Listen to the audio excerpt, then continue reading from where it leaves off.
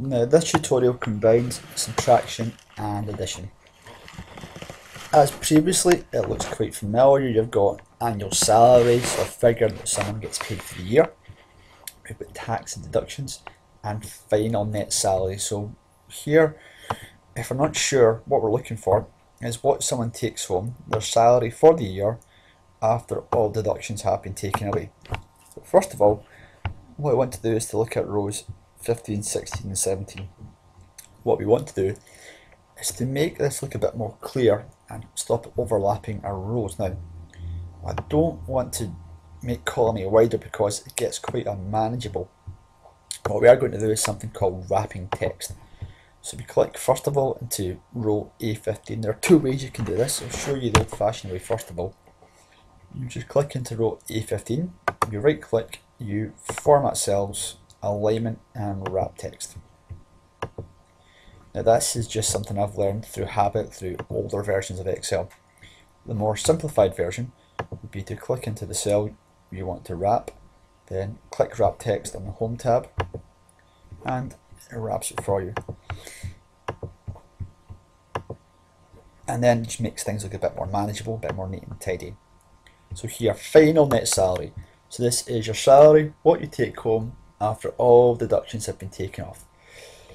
So as always, we have our equal symbol, we have our bigger number, our annual salary, take away symbol, and take away any deductions, tax and national insurance in this case.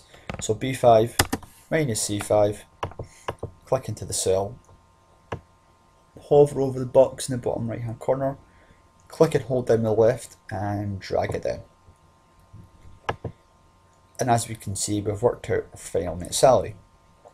Right click into the cell and either delete or hide your comment. In this case, I'm happy enough to delete it because I'm confident I've done everything I had to do. Now this instruction here is a bit vague. It just tells us to insert appropriate formula into these cells. Now looking at the left hand side, we can see we've got total expenses paid, total salary paid. So we're thinking total. Total means we have to add, or wanting to add something up.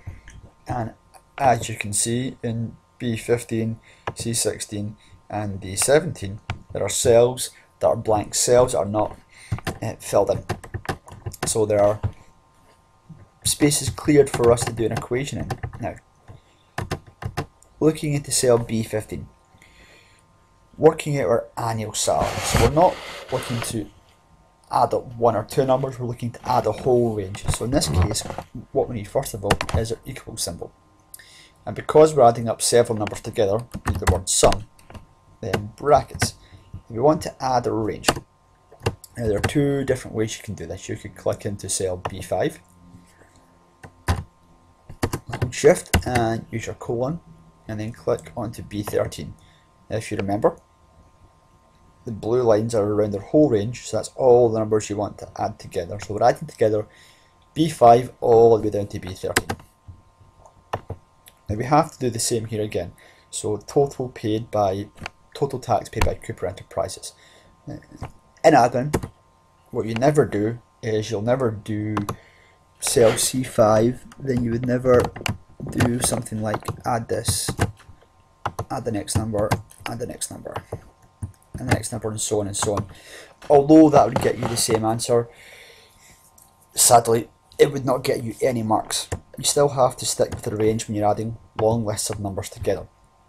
So in this case, let's try equal sum, open your bracket, just left click down in C5, drag down to the end of the range, close your bracket, push enter, and you get the answer. If you remember, there's a third way using auto sum.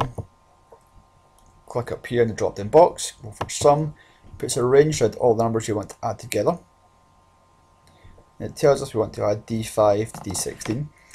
It won't make any difference to your final answer in this case, but if you had some text here or some other numbers that you wanted to ignore, just manipulate it down to what you're looking for. So that's D5 to D13. Push enter. Now as you can see, your answer hasn't appeared.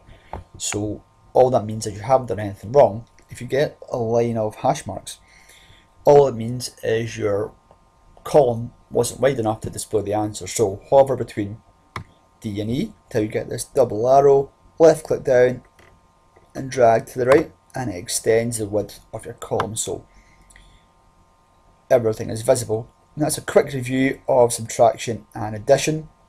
Always remember your equal symbol to start. Your symbol for takeaway is as it would be in any maths class, your takeaway symbol. If you're adding a range, it's equals sum, and there are of course a couple of ways you can do this.